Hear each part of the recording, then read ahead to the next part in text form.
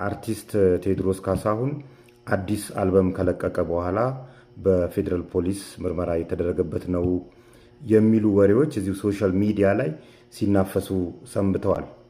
ፌዴራል ፖሊስ በበኩሉ ግን አርቲስት ቴዎድሮስ ካሳሁን ላይ የደረሰኝ ጥቆማም የለም፣ የምመረምረው ምርመራ የለም፣ ነፃ ዜጋ ነው፣ በነፃ ሀገር ላይ መኖር ይችላል፣ ምንም አይነት ምርመራ እያደረግኩ አይደለም፣ ምንም አይነት ጥቆማ አልደረሰኝም።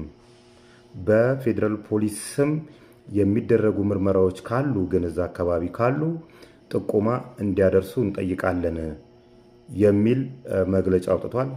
ተመልከቱት። ነጭ ሸሚዝ በቀይ ከረባት የሚያደርጉ ሆድና እድሜያቸው ገፋ ገፋ ያለ ጸጉራቸው ገብሳማ ካፋቸው ቃል ሲያወጡ የሚጠነቀቁ ሰብሰብ ብለው ኑና ብሉ ናይል አክሲዮን ማህበር የተባለ ድርጅትና አቋቁም ኢትዮጵያውያን ብራችሁን ወዲህ በሉ ሲሉን ነበር። ሰጠናቸው። ሳይለንሰር እንደተገጠመለት ሽጉጥ ይኖሩ ይሙቱ ይተኩሱ ይክሸፉ የሚታወቅ ነገር የለም። ብሉ ናይል ሆይ ካላህ ቤት በል ትጠራለህ። ኢትዮጵያ ውስጥ እንግዲህ ብዙ አክሲዮን ማህበሮች ሲቋቋሙ ተጮሁ ነው። የተጋነነ ማስታወቂያ የተጋነነ ስከሳ የነበረባቸው ናቸው። አንዱ ብሉ ናይል ነው።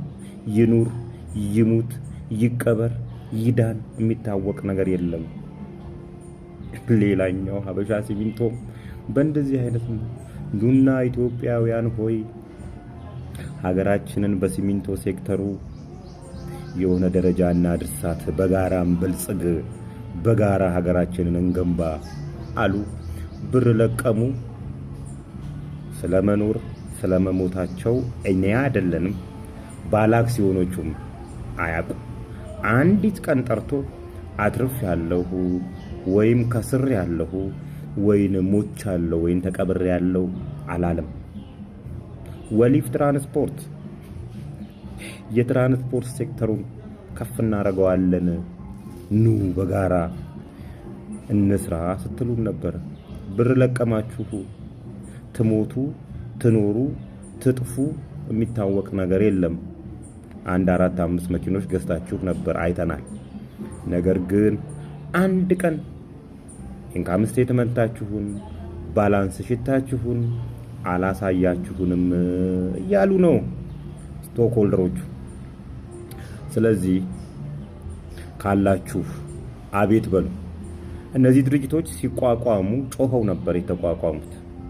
ቢዝነስ ሲመራ ጥብቅ ዲሲፕሊን ያስፈልጋል። በዛ ዲሲፕሊን ውስጥ አንዱ ሌብነት ነው። ድርጅት ሳይቋቋም ከርስን ማቋቋም ከተጀመረ ያ ድርጅት መጥፋቱ አይቀርም።